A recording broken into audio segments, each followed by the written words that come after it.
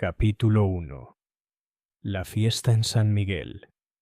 El pueblo de Rose Hill se encontraba enclavado entre ondulantes prados y apacibles bosques, el tipo de lugar donde la vida se caracterizaba por el lento paso de las estaciones, más que por acontecimientos repentinos.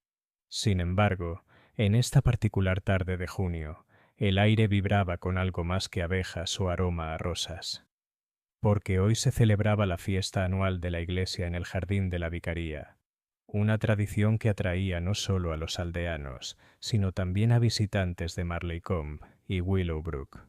La señorita Jane Marple, pulcra y segura de sí misma con un abrigo de verano gris paloma, había sido persuadida a asistir por su amiga, la señora Caroline Harper, esposa del vicario. «Tiene que venir, señorita Marple», la había instado la señora Harper, porque necesitamos un par de ojos fijos en el concurso de mermeladas. El año pasado, la señora Ellison intentó hacer pasar mermelada comprada por la suya.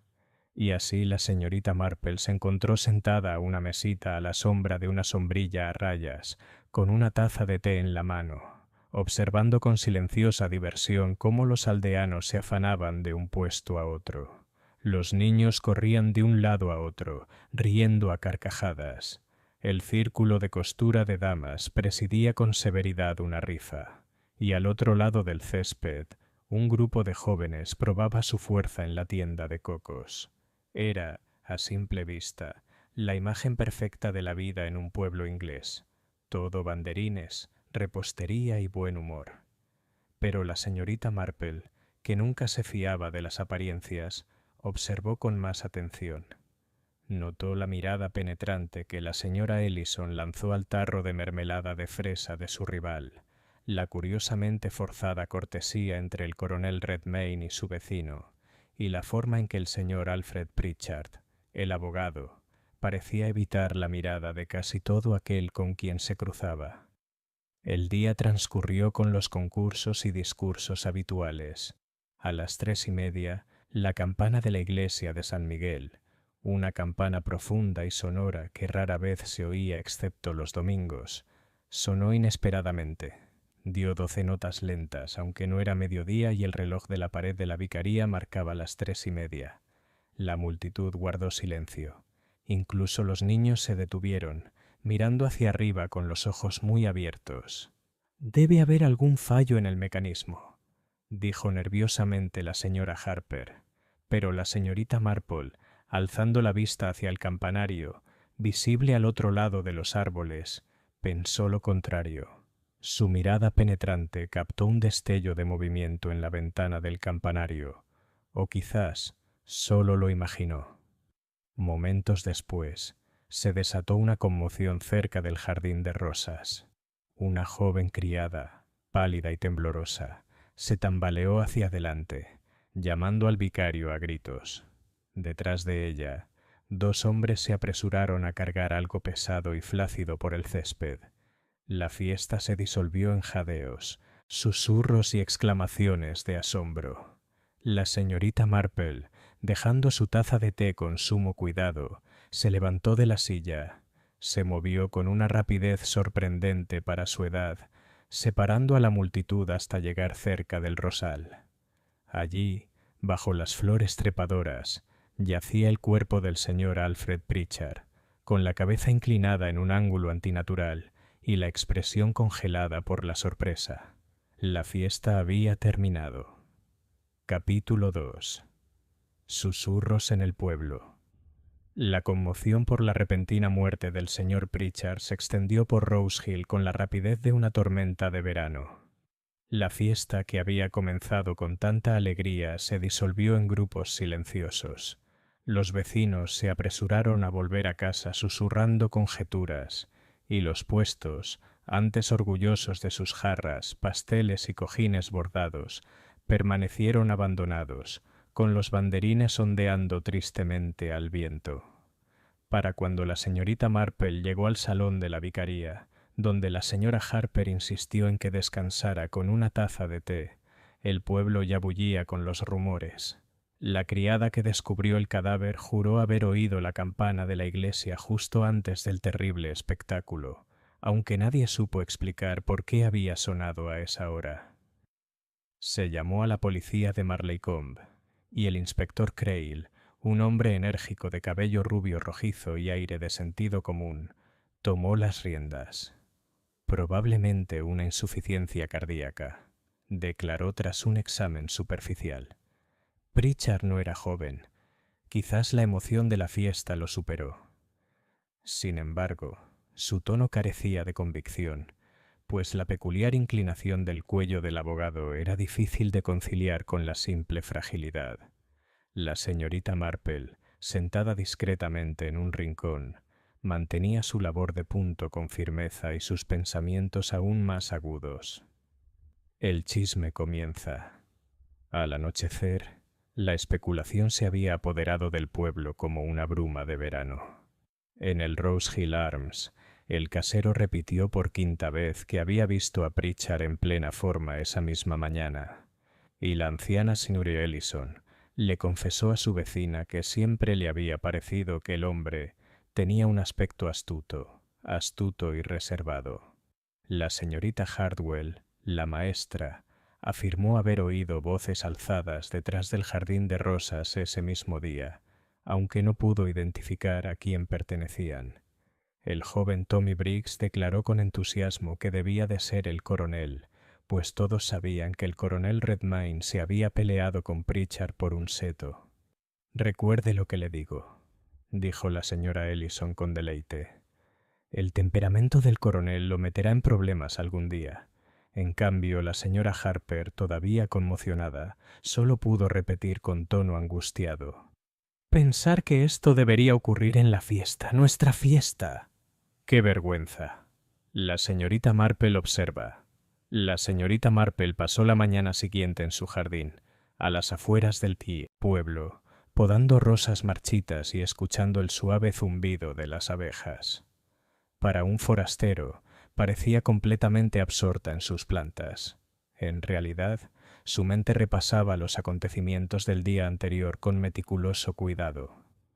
Pensó en Alfred Pritchard, un soltero, acomodado, pero sin vínculos estrechos en el pueblo. Tenía fama de ser discreto en sus asuntos profesionales, pero la señorita Marple a menudo había notado cómo sus ojos se detenían demasiado en los asuntos ajenos. Un hombre así, reflexionó, estaba destinado a acumular secretos, y los secretos, en un lugar como Rose Hill, podían ser peligrosos. A las 11:30, su doncella, Florence, llegó de las tiendas, sin aliento por las noticias. «Dicen que la policía cree que no fue natural, señora, que lo golpearon por detrás, y que la campana de la iglesia... Bueno, nadie sabe quién la tocó. Algunos dicen que fue una advertencia, otros una señal». La señorita Marple sonrió levemente, mientras su aguja se movía con rapidez entre la tela que había recogido. «A la gente le gusta tejer cuentos, Florence, pero las campanas no suenan solas. Alguien debió de estar en la cuerda». Florence asintió con entusiasmo, aunque apenas captó el significado. «¿Y la señora?» «Ellison dice que vieron al coronel Redmayne salir de la fiesta justo antes de que ocurriera». La señorita Marple suspiró levemente. «Me atrevo a decir que el coronel no será el último en caer bajo sospecha. La naturaleza humana tiende a buscar primero al culpable obvio, pero la verdad, Florence, rara vez es obvia». Una sombra de miedo. Al anochecer, el miedo se había apoderado de Rose Hill. Las puertas se cerraban antes de lo habitual, y las cortinas se cerraban para protegerse del crepúsculo estival. Los aldeanos, habitualmente tan despreocupados en sus idas y venidas, miraban por encima del hombro y bajaban la voz en los callejones. La señorita Marple, sin embargo, permanecía serena junto al fuego, con la mente concentrada no en el miedo, sino en patrones de comportamiento, chismes, pequeños resentimientos. Sabía muy bien que bajo los pulcros setos y los corteses saludos de un pueblo inglés se escondían las mismas pasiones que habían impulsado a hombres y mujeres desde tiempos inmemoriales: la envidia, la codicia, el orgullo, el amor y el miedo, Y en algún lugar, entre los susurros y las sospechas, estaba la verdad de lo que le había sucedido a Alfred Pritchard. La señorita Marple tenía intención de encontrarlo. Capítulo 3. Pistas tempranas. El inspector Crail regresó a Rose Hill a la mañana siguiente, decidido a poner orden en lo que consideraba un aluvión de histeria en el pueblo. Su actitud era enérgica, sus preguntas directas y sus conclusiones ya apuntaban a una explicación concisa. Pero las explicaciones concisas rara vez satisfacían a la señorita Marple. Había ocupado su lugar habitual en el banco de la iglesia ese domingo, a 3 filas del frente, con su himnario cuidadosamente enguantado en la mano. La congregación era más reducida de lo habitual, pues muchos estaban demasiado inquietos para asistir al servicio, pero los que acudieron tenían expresiones solemnes y hablaban en tono bajo. Después, en el cementerio, el inspector se hizo notar. Preguntó a los asistentes a la fiesta dónde se encontraban al sonar la campana. Algunos respondieron con entusiasmo, otros dudaron. La señorita Marple, escuchando con aparente distracción mientras se arreglaba los guantes, disimuló cualquier vacilación y cualquier mirada nerviosa. La coartada del coronel. El coronel Redmayne, de rostro rubicundo y modales airosos, insistió en que no había estado cerca del jardín de rosas en el momento de la muerte. Estaba en el mercado de Cocos, declaró con firmeza, y metí 2 al hilo. Pregúntenle a cualquiera que estuviera allí. Varios chicos lo corroboraron, aunque uno recordó que el coronel se marchó un momento, justo cuando sonó la campana. El inspector Crail arqueó las cejas ante esto, pero el coronel desestimó el comentario con un gesto de la mano. La señorita Marple, observando en silencio, notó que la esposa del coronel, una mujer nerviosa y con la mirada baja, no sostuvo la mirada de su marido mientras éste hablaba. El susto de la criada. La joven criada, Alice, fue llamada de nuevo para que describiera su descubrimiento. Temblaba, pobre niña, mientras repetía que había visto al señor Pritchard acostado junto a las rosas. Pero tras un suave interrogatorio, admitió otro detalle. Creí ver a alguien, solo una sombra, señora, al borde del cementerio. Pero cuando volví a mirar, no había nada. El inspector Crail lo descartó como una fantasía, pero la señorita Marple, recordando el destello que ella misma había vislumbrado cerca de la ventana del campanario, pensó lo contrario. La queja de la viuda. Esa misma tarde, la señorita Marple visitó a la señora Ellison con el pretexto de devolverle un pañuelo. La formidable viuda, ávida de compañía, no perdió tiempo en desahogarse. Recuerde lo que le digo, señorita Marple. Ese hombre tenía enemigos. Era bastante educado, pero astuto. ¿Sabe? Amenazó con delatar a la pobre señora Finch por ese asunto de la herencia. Dijo que había encontrado irregularidades en el testamento de su difunto esposo. Un abogado puede arruinar vidas de un plumazo. Y además tenía dinero, más del que un soltero debería tener. La señorita Marple escuchó, asintiendo cortésmente, pero grabó cada palabra con cuidado. Había aprendido hacía tiempo que los chismes, a pesar de su exageración, a menudo contenían algo de verdad. Un descubrimiento inquietante. Esa tarde, mientras paseaba de vuelta por las tranquilas callejuelas, la señorita Marple se detuvo junto a la iglesia. El sol se ponía y la torre se alzaba en una suave sombra. Un ligero olor a cera de vela flotaba en el aire. Curiosa entró. La nave estaba en penumbra, pero notó enseguida que la cuerda de la campana colgaba más baja de lo habitual, como si la hubieran tocado recientemente. En las losas de abajo, unas pequeñas motas de cera brillaban tenuemente. Alguien había estado en la torre, alguien que necesitaba luz, aunque era pleno día cuando sonó la campana. La señorita Marple permaneció inmóvil, con los ojos entrecerrados. Campanas, testamentos, amenazas susurradas y muerte súbita. El patrón comenzaba a formarse, tenue pero inconfundible. Salió de la iglesia con pasos silenciosos, con la mente dando vueltas y el bolso de tejer, balanceándose suavemente en su brazo. Porque ella sabía con absoluta certeza una cosa: Alfred Pritchard no había muerto por accidente. Capítulo 4.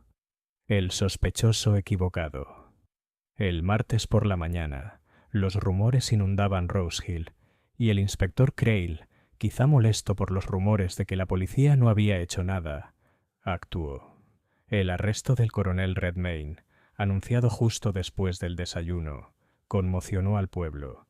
El coronel era conocido desde hacía tiempo por su temperamento y por la disputa con Alfred Pritchard sobre el seto de espinos que dividía sus propiedades. Todos recordaban las voces alzadas de la primavera pasada, cuando Pritchard amenazó con emprender acciones legales, y el coronel respondió con un juramento atronador que medio pueblo afirmó haber oído. «Está más que claro», declaró la señora Ellison a una reunión frente a la tienda de comestibles.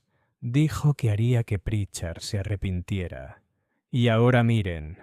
El propio coronel estaba indignado. Con el rostro enrojecido y furioso, protestó su inocencia con toda la fuerza de sus pulmones militares. «¿Arrestarme? Tonterías. Nunca he golpeado a un hombre por la espalda en mi vida. Si hubiera matado a Pritchard, cosa que no hice, lo habría hecho con justicia». Pero el inspector Crail permaneció impasible. Señaló el testimonio del niño, quien afirmó que el coronel se había escabullido del puesto de cocos justo antes de que sonara la campana. Citó la disputa sobre los setos e insistió en que el peso de las pruebas, si bien aún no estaba completo, era suficiente para imputar la retención. El pueblo reacciona. La noticia se difundió más rápido de lo que sonó la campana de la iglesia. En la oficina de correos, la señora Harwell meneó la cabeza con tristeza. ¡Qué familia tan respetable! La pobre señora Redmayne debe estar fuera de sí. En el Rose Hill Arms, los hombres debatían acaloradamente mientras bebían pintas. Algunos argumentaban que el coronel era demasiado impulsivo como para no ser culpable. Otros insistían en que su propia bravuconería demostraba que jamás se rebajaría a un golpe cobarde. Y por todas partes, el miedo se mezclaba con el alivio. Si el coronel era culpable, el pueblo podría respirar de nuevo. Si no, el verdadero asesino seguía entre ellos. La visita de la señorita Marple. La señorita Marple, con su habitual tacto, visitó a la señora Redmayne esa tarde. Encontró a la esposa del coronel pálida y apagada, sentada rígidamente en su salón, como si apenas se atreviera a moverse. «Mi marido es inocente, señorita Marple», susurró retorciendo un pañuelo de encaje. «Conozco sus defectos, sí, su mal genio, su bravuconería, pero no es un asesino. Nunca podría». La señorita Marple le dio unas palmaditas suaves en la mano. «Te creo, querida. Y sin embargo, es sorprendente, ¿verdad?, con qué frecuencia las apariencias engañan».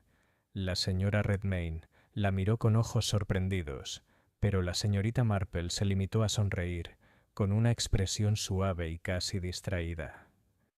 Pequeñas pistas. De camino a casa, la mirada penetrante de la señorita Marple notó algo curioso.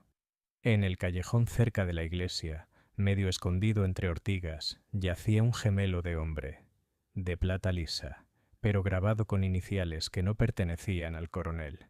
Se agachó, lo recogió con delicadeza y lo guardó en su bolso. Más tarde, lo examinó en la intimidad de su sala. Las iniciales eran AF. No se trata de Alfred Pritchard, sino de otra persona.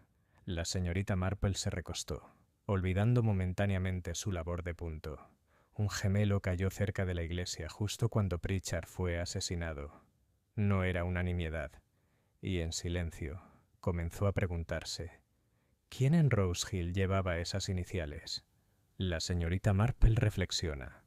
Esa noche, mientras Florence recogía la bandeja del té, La señorita Marple se sentó pensativa junto al fuego. No dudaba que la policía armaría su caso contra el coronel Redmayne, pero ella misma no estaba nada convencida. Sabía que el asesinato rara vez surgía solo de un ataque de ira repentino. Era mucho más a menudo fruto de secretos, de agravios largamente albergados o de una codicia cuidadosamente oculta. Ella miró el pequeño gemelo de plata que yacía en su palma, brillando débilmente a la luz de la lámpara. En algún lugar de Rose Hill, pensó, un hombre lo extrañaba, y ese hombre, muy probablemente, tenía mucho más que ocultar que una pelea por un seto. Capítulo 5. Secretos revelados. El arresto del coronel Redmayne no tranquilizó a Rose Hill por mucho tiempo. De hecho, a los pocos días los aldeanos volvieron a susurrar, y más de una voz expresó dudas sobre su culpabilidad. A pesar de todos sus defectos, el coronel era conocido por su franqueza, y un hombre franco, reflexionó la señorita Marple, rara vez recurre a medios sutiles. La verdad más profunda se encontraba en otra parte, y mientras la señorita Marple daba sus tranquilos paseos por el pueblo, deteniéndose para decir una palabra amable en las puertas de los jardines o aceptando el té en los salones donde las cortinas se movían con su llegada, fragmentos de esa verdad empezaron a revelarse. La herencia del pinzón. Fue en la pulcra cabaña de ladrillo rojo de la señora Finch donde se produjo la primera revelación. La dicho señora Finch, una viuda tímida de mirada ansiosa, bajó la voz en cuanto su doncella salió de la habitación. Señorita Marple, debo confiar en alguien. El señor Pritchard me presionaba cruelmente. Dijo que había descubierto irregularidades en las cuentas de mi difunto esposo. Amenazó con llevar el asunto a los tribunales a menos que le pagara. Sus manos se retorcían en su regazo. Fue un chantaje, ahora lo veo. Lo consideraba un caballero, pero me exigió dinero. No supe qué hacer. La señorita Marple murmuró palabras de compasión, pero su mente seguía funcionando. Chantaje. Un motivo mucho más fuerte que una pelea por un seto. El cuento de la maestra. 2 días después, la señorita Hartwell, la maestra de escuela, detuvo a la señorita Marple en la puerta de la iglesia. Parecía nerviosa y su habitual severidad se vio suavizada por la inquietud. ¿Sabe, señorita Marple? El señor Pritchard no era tan querido como la gente dice. Hizo averiguaciones, preguntas sobre mi pasado, sobre un primo mío que se fue en secreto. Insinuó. ¡Qué vergüenza! Que a menos que le diera cierta información sobre las familias de mis alumnos, haría público el asunto. Los ojos de la señorita Marple brillaron con dulzura, aunque no dijo nada. Se estaba formando un patrón, uno que ya había visto antes. Un hombre que vivía de secretos y se aprovechaba de ellos. Una visita a Marleycombe. En un viaje a Marleycombe, la señorita Marple se encontró con el señor Henry Lyle, un pasante de abogado que había trabajado para Pritchard. Mientras tomaban un té en el café, se le escapó algo más de lo que pretendía. «Qué buen tipo, Pritchard», dijo Lyle con una mueca. «Llevaba 2 juegos de libros, si quieres saber mi opinión. Tenía tratos que ningún caballero debería tener. Y dinero, sí, más del que cualquier pequeño bufete de por aquí podría proporcionar». Se detuvo de repente, dándose cuenta de que había dicho demasiado, y murmuró algo sobre tomar su tren. La señorita Marple lo vio marcharse, mientras su mente ordenaba las piezas en silencio. Chantaje, extorsión, quizás incluso fraude, todos hilos de la misma madeja. La cuestión de los gemelos. Esa noche, de vuelta en su salón, la señorita Marple dejó el gemelo de plata que había encontrado. Las iniciales grabadas brillaban a la luz de la lámpara. A.F. Observó el pueblo. ¿Alfred Finch? No, el marido de la viuda llevaba mucho tiempo muerto. ¿Andrew Fenton, el joven párroco que había llegado a Rose Hill el año pasado? Posible, pero era serio y pobre como una rata de iglesia. Claro que las apariencias engañan. Florence entró con la bandeja de té justo cuando la señorita Marple estaba reflexionando en voz alta. «Dicen, señora», empezó Florence con entusiasmo, «que el señor Anthony French, el que se aloja en casa de la señora Ellison, se ha ido a Londres por negocios. Algunos creen que no. Volverá». «En efecto», dijo la señorita Marple en voz baja, guardando el gemelo en su bolso. La señorita Marple reflexiona. Al caer la noche, la señorita Marple tejía junto al fuego, con la mente más aguda que las agujas. La disputa del coronel había sido ruidosa, pública y evidente, precisamente el tipo de cosa que atraía la atención de la policía. Pero bajo la superficie de Rose Hill, Pritchard había removido aguas más oscuras, codicia, miedo y vergüenza. Y en esas aguas, la señorita Marple lo sabía, el verdadero peligro nadaba invisible. La campana que había sonado a una hora imposible aún resonaba en su mente. ¿Una señal? ¿Una advertencia? ¿O quizás una señal de triunfo?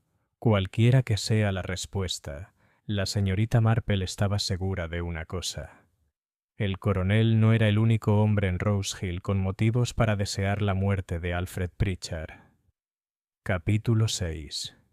El segundo peaje. Habían pasado 3 noches desde la fiesta cuando la campana volvió a sonar. Los aldeanos de Rose Hill, ya inquietos, se levantaron de sus camas al oír el mismo repique profundo y sonoro que resonaba en el aire de medianoche. 12 campanadas más, aunque el reloj de cada cabaña y granja marcaba solo las 12:15. Las cortinas se movían, los perros ladraban y voces asustadas se oían desde las ventanas en la oscuridad del verano. En la vicaría, la señora Harper se aferró al brazo de su marido aterrorizada. En el Rose Hill Arms, un inquilino juró que era un presagio, y en su pulcra casita, la señorita Marple dejó su labor de punto con la tranquila certeza de que algo terrible había sucedido. El cuerpo en la torre. Al amanecer, se supo la verdad. El campanero, el viejo Jacob Barnes, había sido encontrado muerto en la torre de la iglesia. Fue el joven Tommy Briggs quien lo descubrió, tras atreverse a entrar sigilosamente en la torre, junto con otros 2 chicos en busca del fantasma que tocó la campana. En lugar de un espectro, encontraron al anciano desplomado al pie de la escalera, con la linterna apagada y el rostro gris por la muerte. El pueblo estaba alborotado. 2 muertes en una semana. Una podría ser accidental, pero 2, y ambas marcadas por ese mismo repiqueteo inquietante. El inspector Crail regresó enseguida con expresión sombría. «Barnes debe de haberse caído», dijo secamente. «El viejo idiota no tenía por qué subir escaleras a su edad. Debe de haber perdido el equilibrio». Pero la señorita Marple, de pie en silencio junto a la puerta de la torre, negó con la cabeza.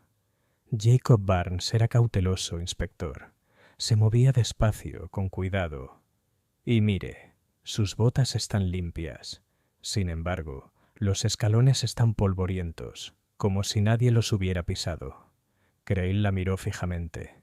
¿Estás sugiriendo que no subió las escaleras él mismo? Lo que estoy sugiriendo, inspector, respondió la señorita Marple con suavidad, es que a veces las apariencias se arreglan. Aldeanos en 1900. Pánico. El miedo se extendió como un reguero de pólvora. Las madres prohibían a sus hijos salir de las puertas del jardín. Los hombres murmuraban maldiciones sombrías, mientras las mujeres aferraban rosarios o libros de oraciones. La campana se había convertido en algo más que un instrumento del tiempo. Era un heraldo de muerte. La señora Ellison declaró que jamás volvería a pisar la iglesia de San Miguel. La señora Finch se desmayó al oír pasar un carro, pensando que era la campana. Incluso el coronel, en libertad bajo fianza pero aún bajo sospecha, quedó en silencio. Rose Hill ya no era un pueblo tranquilo, era un lugar embrujado por el terror. Observaciones de la señorita Marple. La señorita Marple pasó la tarde en la iglesia, examinando cada detalle con una mirada más aguda que una lupa. Volvió a notar las manchas de cera sobre las losas, esta vez recientes. Recorrió con los dedos la ranura pulida de la cuerda de la campana, recientemente manipulada con fuerza, y encontró, alojado en una grieta de la piedra, un fragmento de papel, roto y arrugado, que contenía solo media frase. No puedo permitir que continúes. A.F. Dobló el trozo con cuidado, lo metió en su pañuelo y lo guardó. Un gemelo, y ahora una carta, ambas con las mismas iniciales. La señorita Marple reflexiona. Esa tarde, mientras el pueblo se cerraba en un silencio temeroso, la señorita Marple estaba sentada con su té y pensaba en la campana que sonó cuando no debía y en dos hombres muertos en cuestión de días. Alfred Pritchard, que vivía de secretos.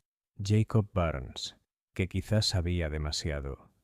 Y en algún lugar, invisible, una mano que había tirado de la cuerda. No una, sino dos veces. Las iniciales brillaron en su mente. A.F. La naturaleza humana, murmuró la señorita Marple para sí misma, mientras sus agujas de tejer tintineaban suavemente. Nunca cambia. Un hombre siempre se rebelará, por vanidad, por codicia o por miedo. Solo hay que observar con atención, y con eso reanudó su tejido, la lana formando hileras ordenadas, al mismo tiempo que su mente reconstruía el patrón más oscuro que se encontraba debajo. Capítulo 7. Motivo y malicia. Los días posteriores a la muerte de Jacob Burns dejaron a Rose Hill sumida en un estado de sitio. Los vecinos ya no se quedaban en sus puertas para intercambiar chismes. Los niños ya no deambulaban libremente por los prados. En cambio, las voces se convirtieron en susurros y las miradas por encima del hombro se volvieron habituales. La campana de San Miguel, antaño un reconfortante recordatorio de los domingos y las bodas, ahora parecía un siniestro heraldo. Y, sin embargo, en medio del miedo, la señorita Marple continuó con sus hábitos habituales, visitando cortésmente a sus conocidos, tejiendo serenamente en su jardín, atendiendo los pequeños asuntos del hogar con una constancia que desmentía su edad. Para cualquiera que la conociera menos, parecía una anciana, inofensiva aferrada a sus rutinas, pero tras sus dulces ojos azules, los pensamientos se movían con la precisión de un mecanismo de relojería. La inquietud del cura. Fue en la vicaría donde observó el primer signo de tensión. El joven señor Andrew Fenton, el párroco, estaba pálido y distraído. Sus sermones vacilaban, y cuando le hacían preguntas directas, se sobresaltaba como un colegial pillado en una travesura. La señorita Marple, siempre amable, mencionó al difunto Jacob Burns mientras le servía el té. El cura casi dejó caer la taza. ¡Qué tragedia!, murmuró evitando mirarla a los ojos. Burns era un buen hombre, muy leal a la Iglesia. En efecto, respondió la señorita Marple, y muy discreto además. Uno se imagina que debía de conocer muchos secretitos, viviendo tan cerca del campanario todos estos años. Por un instante, la mano del cura tembló. Luego, recuperándose, sonrió demasiado rápido y excusó su necesidad de visitar a un feligrés.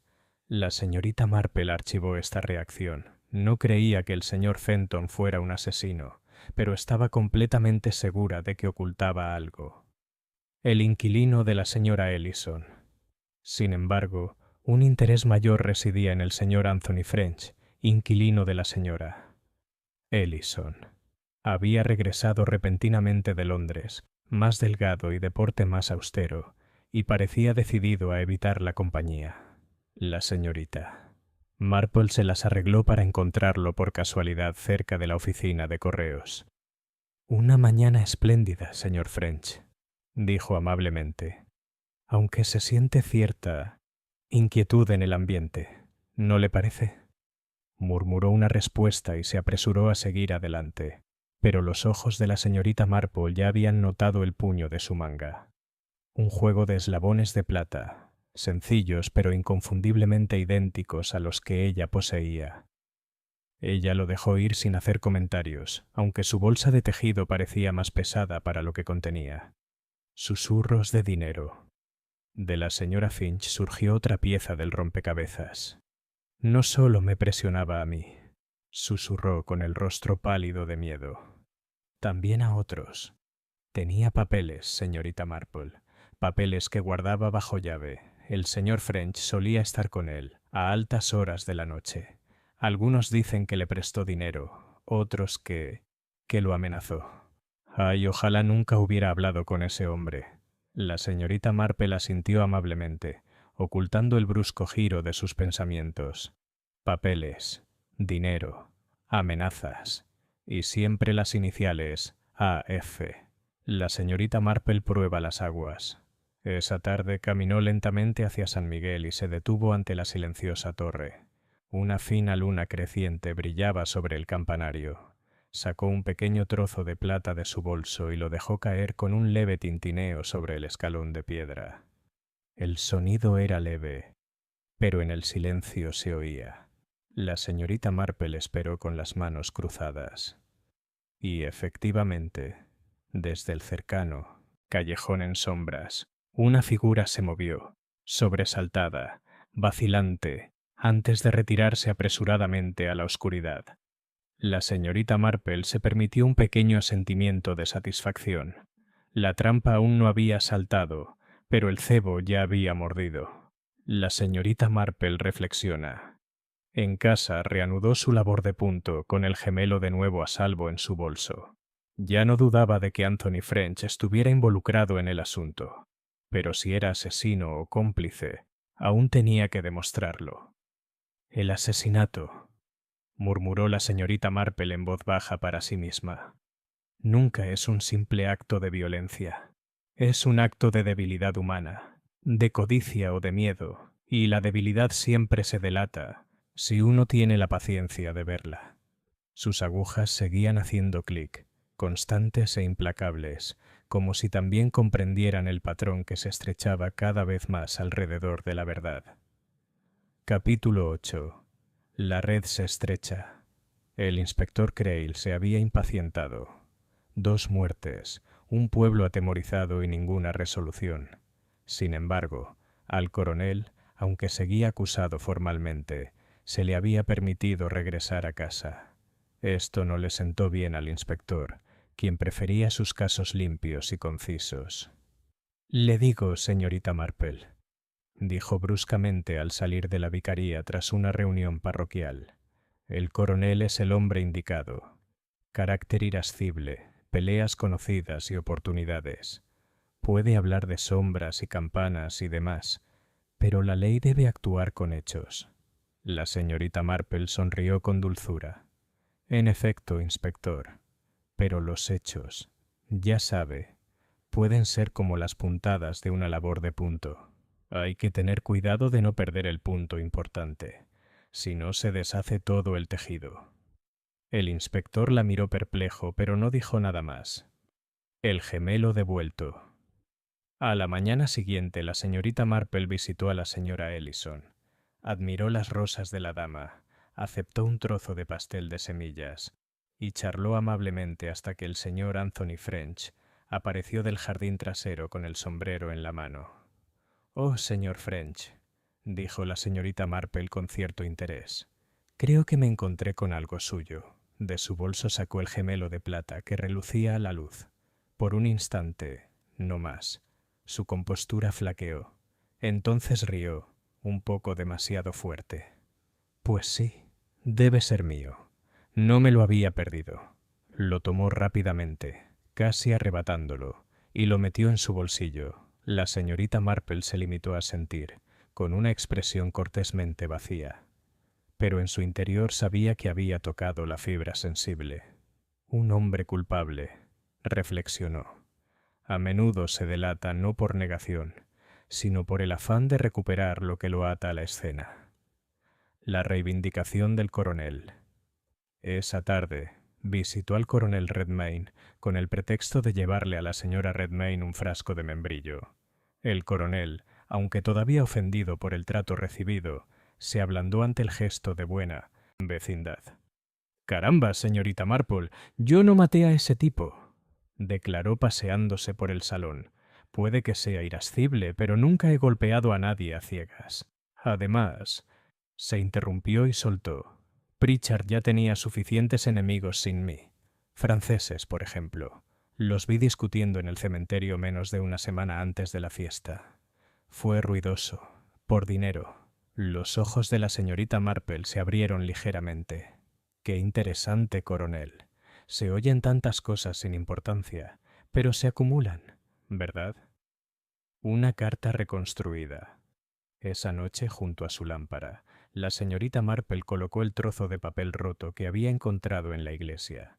Con cuidado, lo alisó contra otra media hoja que le había pedido a la señora Harper, quien solía guardar la papelería de la vicaría en su escritorio.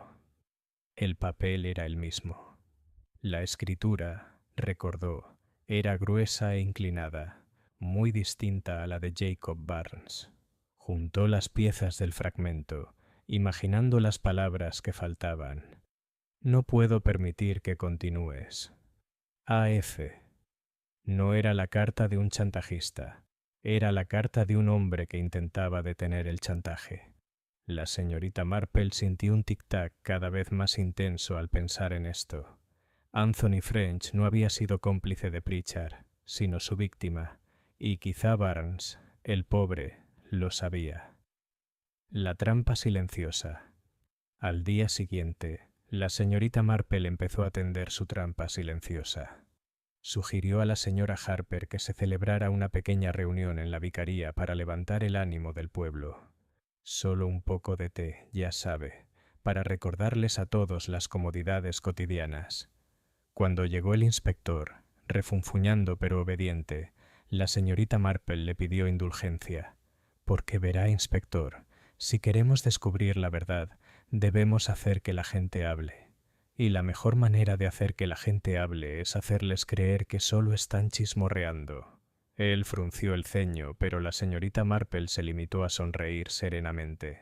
A la hora del té ya estaba reunida la mitad del pueblo: la señora Ellison, la señora Finch, la señorita Hardwell, el coronel y su esposa y, por supuesto, el señor French.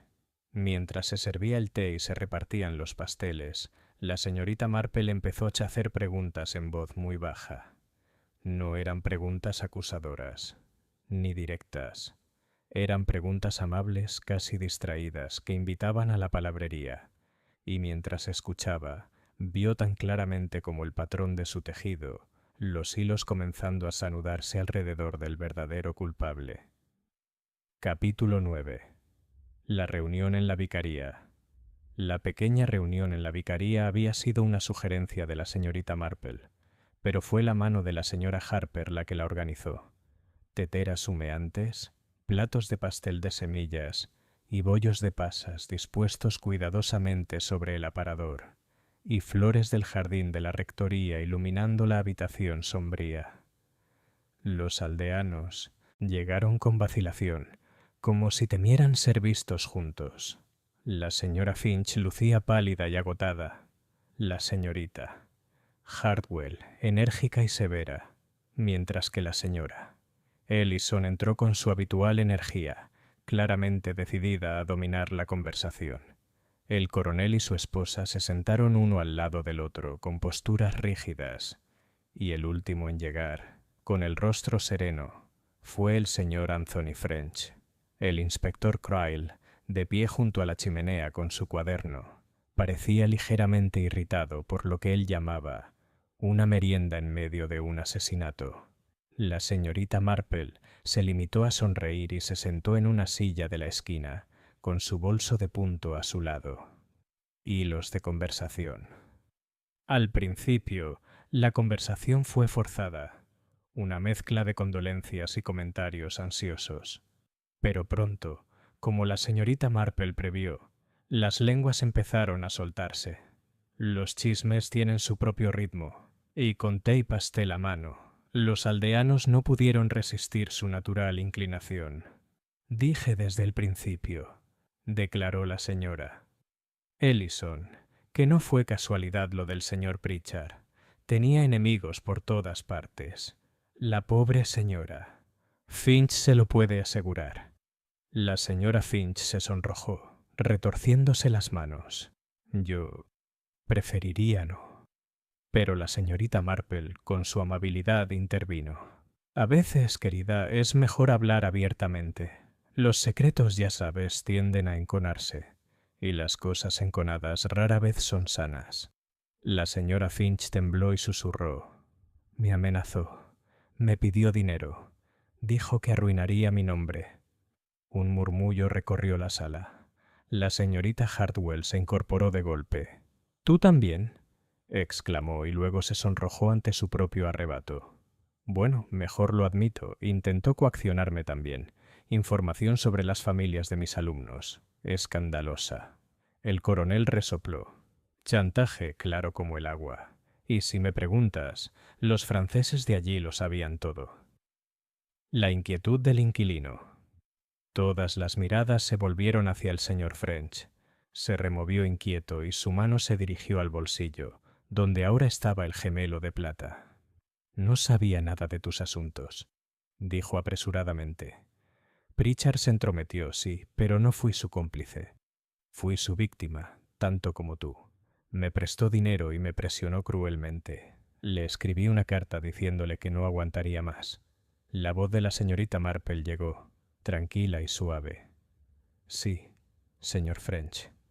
Una carta. El fragmento roto que encontré por casualidad en la iglesia.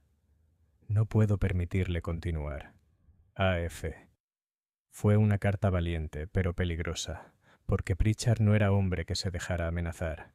Se hizo el silencio. El rostro de French palideció. El inspector Crail se irguió con repentino interés. Una interrupción nerviosa fue la señora Redmayne, tímida y temblorosa, quien rompió el silencio. Si Pritchard guardaba secretos sobre tanta gente, casi cualquiera habría deseado su muerte. Ya lo... Ve, inspector, mi marido no es más culpable que los demás. Crail frunció el ceño, pero la señorita Marple habló antes de que pudiera responder. Muy cierto, querida. El coronel no es el hombre indicado. Es demasiado directo para esos métodos. Su mirada se posó suavemente en Anthony French. Pero hay alguien aquí que se encuentra atrapado entre el orgullo y la desesperación, que ha dejado atrás más de una pista.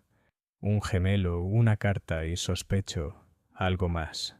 French se puso de pie de un salto con la compostura destrozada.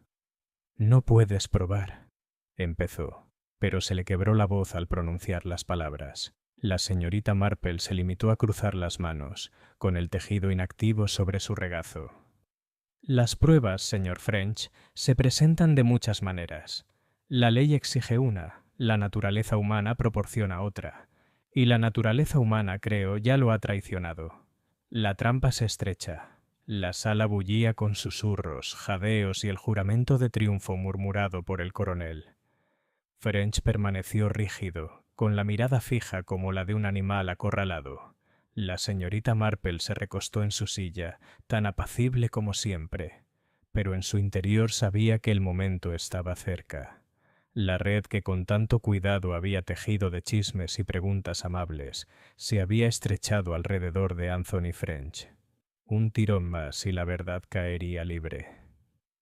Capítulo 10. La revelación. El salón de la vicaría se había vuelto sofocante. Nadie probaba el té. Los platos de pastel de semillas estaban olvidados. Todas las miradas estaban fijas en la señorita Marple, sentada serenamente en su sillón esquinero, con las manos ligeramente entrelazadas sobre su labor de punto. Anthony French permanecía rígido junto a la ventana, con el rostro pálido y demacrado, mientras el inspector Crail rondaba con un cuaderno en la mano, impaciente por obtener más claridad. La voz de la señorita Marple, cuando habló, era suave, incluso conversacional. El patrón de la campana, verá, comenzó. El asesinato nunca es casualidad, es cuestión de un patrón tejido por la debilidad humana. Alfred Pritchard Era un hombre que vivía de los secretos ajenos. Chantajeaba, amenazaba y, al hacerlo, se creó una docena de enemigos. Eso quedó claro desde el principio, pero solo una cosa distinguió su muerte: la campana de San Miguel, sonando a una hora que no debía. Una campana no suena fácilmente por casualidad. Requiere una mano en la cuerda. Y esa mano, yo sabía, debía pertenecer a alguien que deseaba marcar el momento. Echó un vistazo a la sala, y sus ojos se posaron brevemente en French. El tañido no fue una advertencia ni una superstición, fue una señal, una proclamación de triunfo, la evidencia. La señorita Marple levantó su bolsa de tejer y sacó el gemelo de plata. Encontré esto junto al camino de la iglesia, justo en el sendero que lleva a la torre. Sus iniciales, A.F., me indicaron dónde estaban. Usted, señor French. Y cuando lo devolví, su entusiasmo lo traicionó. Un hombre que realmente lo hubiera perdido podría expresar sorpresa, tal vez gratitud. Pero usted lo arrebató, temeroso de que cayera en manos de otro. Francés murmuró algo inaudible, con la mirada fija en el suelo. Entonces llegó la carta. Continuó la señorita Marple, sacando el trozo roto. Estaba bastante claro. Usted se había enfrentado a Pritchard. Le dijo que no permitiría que continuara con sus amenazas. Creo que esa carta fue escrita con desesperación. Y la desesperación, como sabemos, puede conducir a la violencia. La segunda muerte. La habitación estaba completamente en silencio. Pobre Jacob Barnes, continuó la señorita Marple en voz baja. Era cauteloso, discreto, pero debió de ver u oír algo en la torre aquella noche de la fiesta. Quizás te vio entrar a escondidas. Quizás notó que habían tocado la campana. Fuera lo que fuese, lo sabía, y te lo dijo, y por lo tanto, él también tenía que morir. El segundo toque de campana a medianoche fue tu intento de asustar al pueblo, de encubrir ambos asesinatos con superstición. Pero el miedo, ya ves, no oculta la verdad. Simplemente hace que la gente hable, y a través de sus chismes surgió el patrón. El culpable desenmascarado, Anthony French, lanzó un grito ahogado.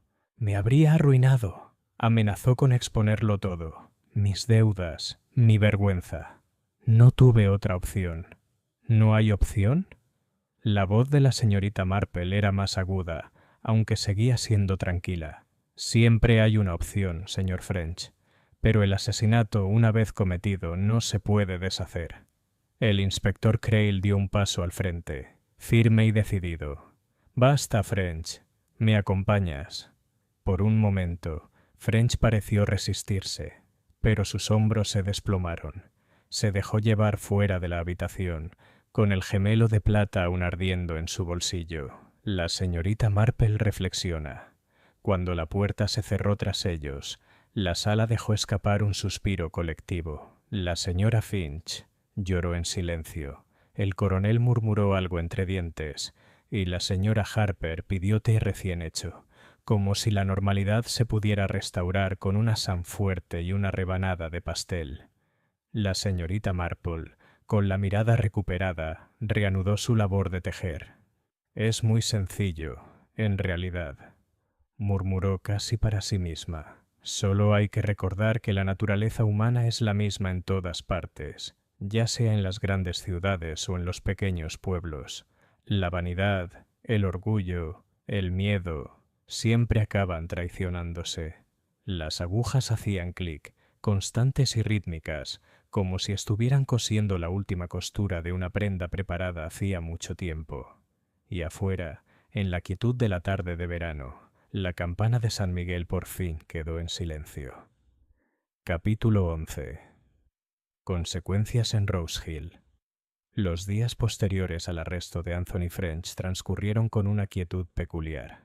Rose Hill, aunque aliviado de que la sombra de sospecha se hubiera disipado, tenía un aire de dignidad herida, como si el pueblo mismo hubiera sido herido por el escándalo. La campana de San Miguel permaneció en silencio. Incluso el domingo, El vicario no permitió que sonara, temiendo que el sonido inquietara a los feligreses. La congregación entró en la iglesia en silencio, con la cabeza gacha, como si no quisieran cruzarse las miradas. Un regreso al orden. Poco a poco, la vida volvió a sus cauces habituales. Los niños pudieron volver a salir a los callejones. Su risa, al principio tímida, luego se volvió más atrevida. En la oficina de correos, la señora Hartwell volvió a charlar con su habitual tono enérgico, aunque su mirada conservaba una cautelosa agudeza. La señora Finch, aunque pálida, reanudó sus labores de jardinería, y los vecinos, deseosos de compensar sus anteriores murmuraciones, le trajeron cestas de huevos y hogazas de pan. El coronel Redmayne retomó sus paseos matutinos, saludando a los transeúntes con renovada dignidad, aunque su esposa aún parecía sumisa, como si una sombra persistiera en su mente. La señora Ellison, por supuesto, era incansable.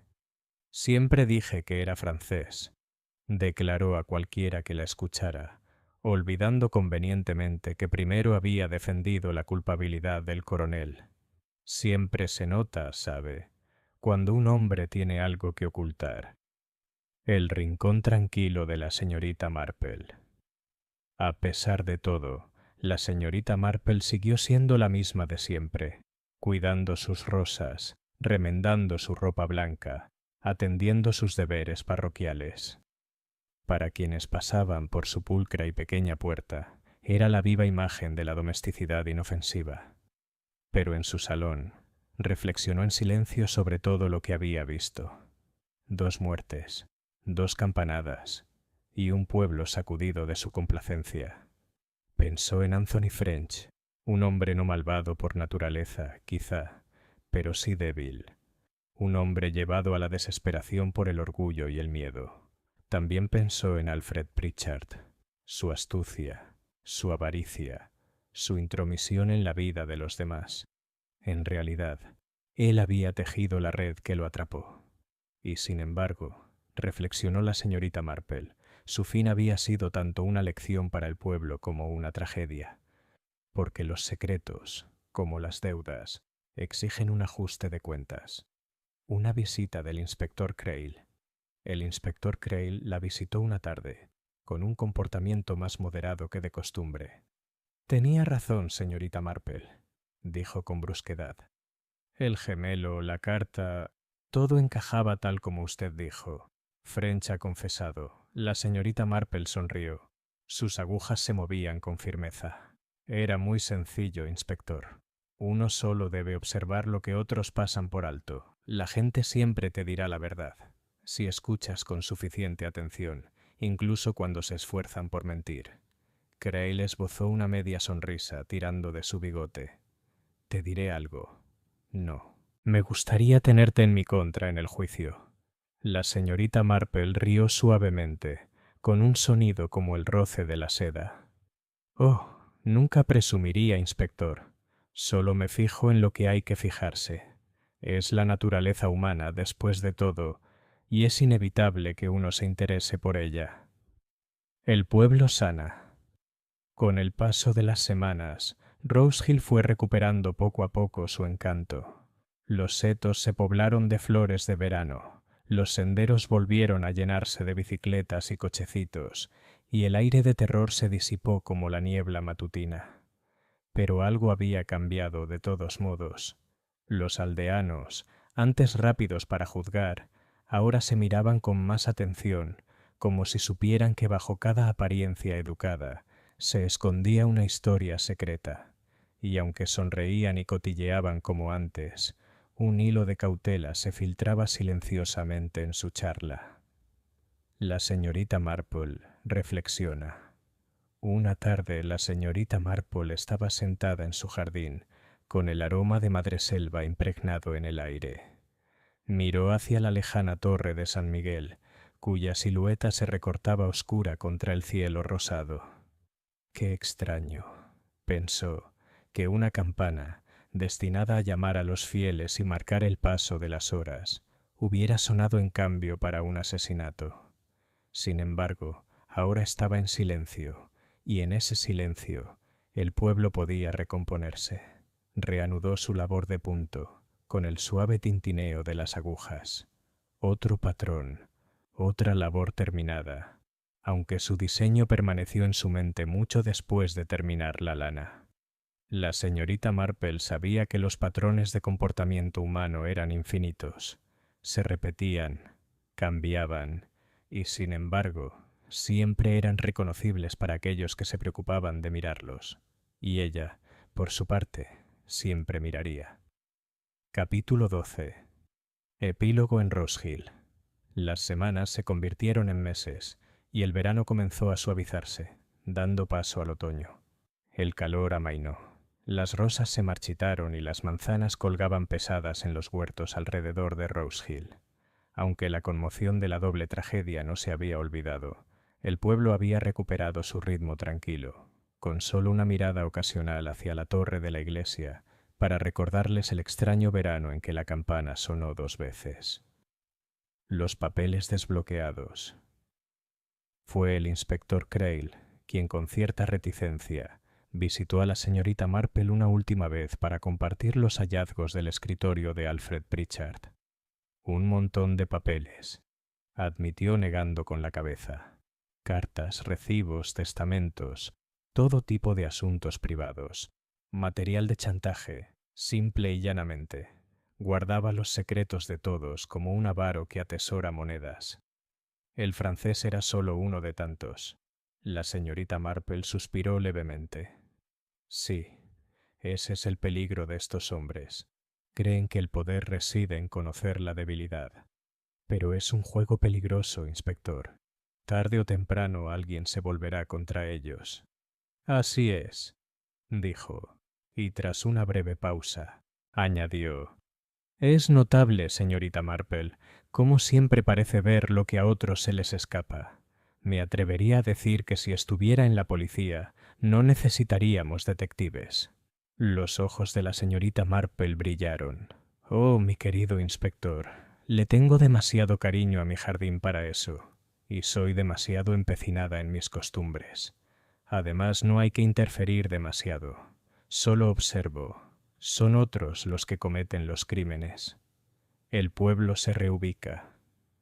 Con los secretos de Pritchard al descubierto, el temor se disipó en Rose Hill. La señora Finch recuperó el color, aliviada de verse libre de la sombra de la ruina. La señorita Harwell reanudó sus estudios con renovada severidad, pero con una dulzura inusual para ciertas alumnas cuyas familias habían sufrido la intromisión de Pritchard. El coronel Redmayne caminaba con paso más ligero, aunque nunca volvió a hablar de setos con tanto calor.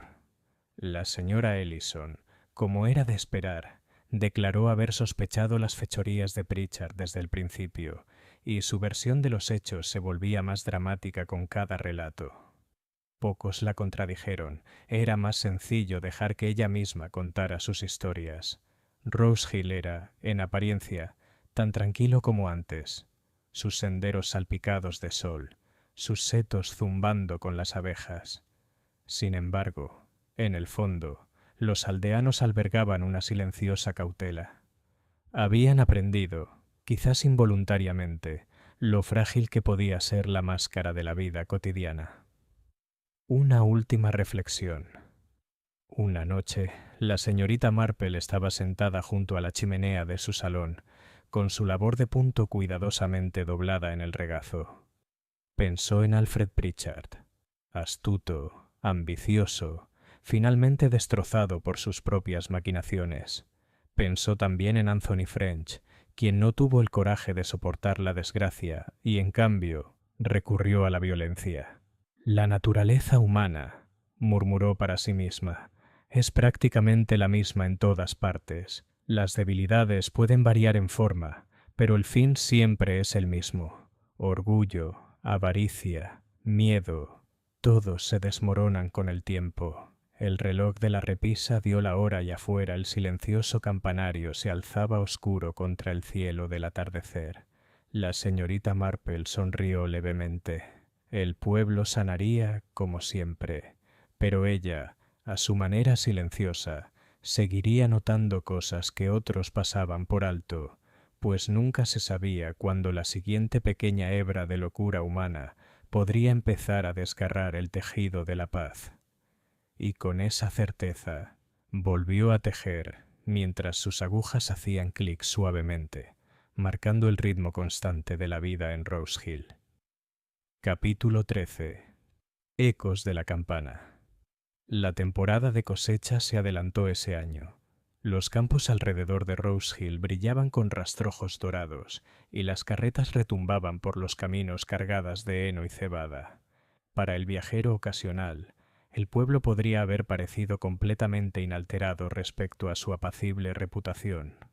Rosas, colgando de los muros de las casas, la aguja de la iglesia apuntando serenamente hacia el cielo y niños jugando una vez más en el verde. Sin embargo, para quienes vivían allí, una sombra aún persistía. La campana que había sonado 2 veces en la oscuridad parecía resonar aún en sus mentes, y con ella el recuerdo de la muerte y la traición. El honor restaurado del coronel.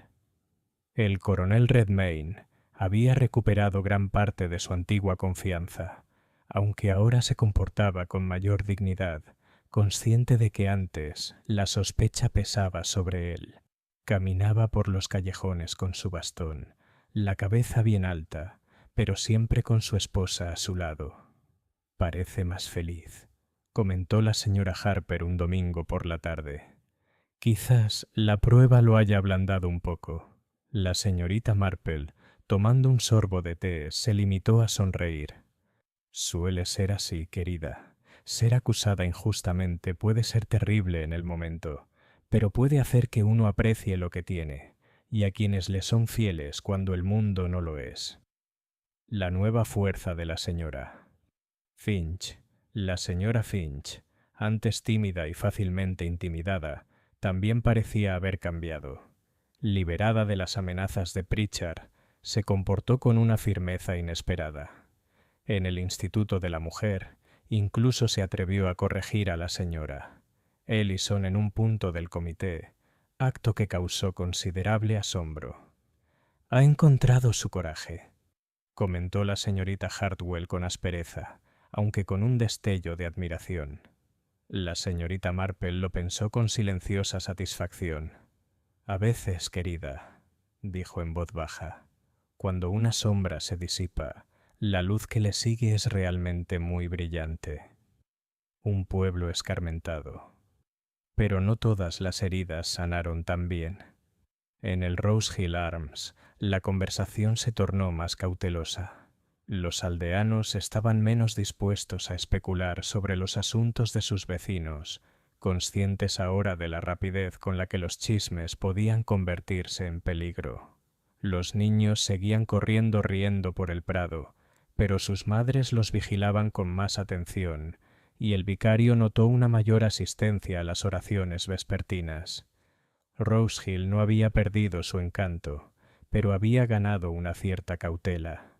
El reconocimiento de que el mal, por bien disfrazado que estuviera, podía vivir entre rosas y setos, tanto como en ciudades y tribunales. Una visita a la iglesia. Una tarde fresca, la señorita Marple caminó sola hacia St. Michael's. La torre se alzaba imponente sobre ella, silenciosa, con la cuerda enrollada pulcramente fuera de su alcance. Entró en la nave, donde aún persistía el tenue olor a cera. Se quedó un buen rato, contemplando el campanario en penumbra. La campana, tan pesada y antigua, parecía ahora un testigo mudo de la locura humana.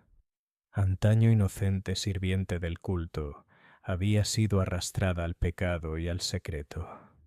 La señorita Marple inclinó la cabeza un momento. «Pobres almas», murmuró, «víctima y culpable a la vez. Que Dios tenga piedad, pues ninguno de nosotros está exento de debilidades». La reflexión final de la señorita Marple. De vuelta en su cabaña, regresó a sus rosas, a sus bordados, al ritmo incesante de los días del pueblo. Los vecinos la visitaban en busca de consejo. Florence cotilleaba mientras tomaban el té, y las estaciones sucedían como siempre. Sin embargo, la señorita Marple sabía que Rose Hill, como St. Mary Mead antes, nunca se libraría por completo de las pequeñas debilidades que conducían a pecados mayores. Y ella, paciente y observadora, permanecería vigilante, porque aunque la campana ya no sonaba, el recuerdo de su tañido de medianoche nunca se desvanecería del todo. Un recordatorio de que bajo la superficie más tranquila acechaba la naturaleza humana, con todos sus secretos, pasiones y peligros. Capítulo 14. La campana silenciosa. El otoño se adentraba en Rose Hill, trayendo consigo mañanas frescas y el aroma a humo de leña que emanaba de las chimeneas de las casas. Los campos estaban desnudos tras la cosecha, y los setos relucían con escaramujos y espinos, escarlata contra el verde apagado. La vida, con su tenaz resiliencia, continuaba. En su pequeño salón, la señorita Marple estaba sentada sola una noche, con su labor de punto cuidadosamente doblada en el regazo. El reloj de la repisa marcaba la hora con firmeza, con serena autoridad. Más allá de su ventana, la torre de San Miguel se alzaba oscura contra el pálido cielo de octubre, con su campana pesada y quieta. Pensó en el verano pasado, en Alfred Pritchard, destrozado por la avaricia, en Anthony French, destrozado por el miedo, en el pobre Jacob Barnes, silenciado por haber visto demasiado. Y pensó también en los aldeanos que habían soportado la sospecha y la vergüenza, y que ahora poco a poco reconstruían sus vidas. La tragedia había pasado, pero la lección persistía. La señorita Marple sabía que la naturaleza humana siempre encontraría maneras de repetirse. Vanidad, envidia, debilidad, orgullo. Estas cosas no eran exclusivas de las ciudades, ni de los villanos de renombre. También habitaban en pequeños pueblos, tras cortinas de encaje y en jardines impecablemente cuidados. Y aún así, sonrió levemente. Había consuelo en ese conocimiento, porque si la naturaleza humana era inmutable, también lo era la posibilidad de comprenderla, de percibir en silencio lo que otros pasaban por alto. El reloj de la repisa sonó. La señorita Marple se levantó, corrió las cortinas para protegerse del crepúsculo otoñal y volvió a coger su labor de punto. Afuera, la campana de San Miguel permanecía en silencio, pero en el fondo, la señorita Marple sabía que nunca volvería a ser igual. Capítulo 15. Patrones en la naturaleza humana. Los fuegos invernales ya se habían encendido en los hogares de Rose Hill cuando los últimos rastros del escándalo se desvanecieron en el recuerdo. La nieve cubría las piedras del cementerio y los niños, impertérritos ante las advertencias de sus madres, se deslizaban por el sendero helado entre gritos de alegría. Para el forastero, el pueblo parecía completamente restaurado, sereno, pintoresco, intacto, pero la señorita Marple, que observaba desde la ventana de su cabaña, sabía más. Lecciones recordadas. Hubo cambios, sutiles pero inconfundibles. La señora Finch caminaba con paso más firme, sin mirar nerviosamente por encima del hombro. El coronel, aunque seguía brusco, había adquirido un trato más amable con su esposa.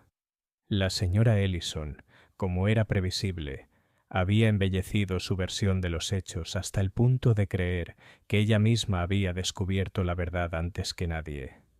Y sin embargo, en los salones y salones de Rose Hill se respiraba cierta moderación.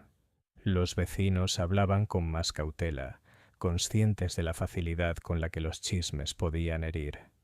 Los secretos, aunque aún presentes, se guardaban con más cautela. La campana permaneció en silencio, no por miedo, sino por respeto. No volvería a sonar hasta Nochebuena, cuando los villancicos volvieron a congregar al pueblo. La reflexión de la señorita Marple Sentada junto al fuego, con las agujas de tejer preparadas, la señorita Marple se permitió un inusual momento de meditación. Al fin y al cabo, ya había visto cosas así antes. Crímenes cometidos no por villanos empedernidos, sino por gente común, débiles, asustadas, codiciosas u orgullosas. Cada caso tenía detalles diferentes, pero el patrón siempre era el mismo. La vida, murmuró para sí misma, es muy parecida a tejer. Se siguen las vueltas con paciencia, puntada tras puntada. Y sin embargo, de vez en cuando aparece un error, una debilidad. Si no se corrige, se propaga por todo el patrón, arruinándolo. Y a veces, hay que deshacerlo por completo. Sus agujas volvieron a hacer clic, de manera constante y rítmica, mientras reanudaba su trabajo. La campana de la paz. Esa noche al anochecer, la señorita Marple abrió las cortinas y miró hacia la torre de San Miguel. La nieve se había acumulado en sus cornisas, ablandando las piedras, y la campana colgaba silenciosa en el aire gélido. Ya no era un heraldo del miedo, sino de la resistencia. La vida había regresado a Rose Hill, alterada, escarmentada, pero silenciosamente más fuerte. La señorita Marple sonrió levemente. Nunca dejaría de observar, nunca dejaría de ver lo que otros pasaban por alto, pero por ahora se conformaba con dejar que el silencio perdurara y que la campana durmiera en paz. Capítulo 16. Un pueblo restaurado. Para cuando la primavera regresó a Rose Hill, el recuerdo de la campana que sonaba a medianoche se había convertido en historia. Las campanillas de invierno se abrían paso con valentía entre la hierba del cementerio. Los niños volvían a saltar sobre el césped, y los senderos, antes silenciosos por el miedo, resonaban con risas y el estruendo de las carretas. Los aldeanos hablaban menos de la tragedia ahora. Algunos la mencionaban solo indirectamente, ese verano en que las cosas estaban inestables, mientras que otros, como la señora Ellison, no pudieron resistirse a adornar la historia con cada relato. Pero en general, Rose Hill prefería su paz. Finales tranquilos. El coronel Redmayne y su esposa, aunque aún reservados, habían encontrado una felicidad más tranquila. La señora Finch, ahora más fuerte, se había unido al comité del Instituto de Mujeres, donde su voz tenía más peso que antes.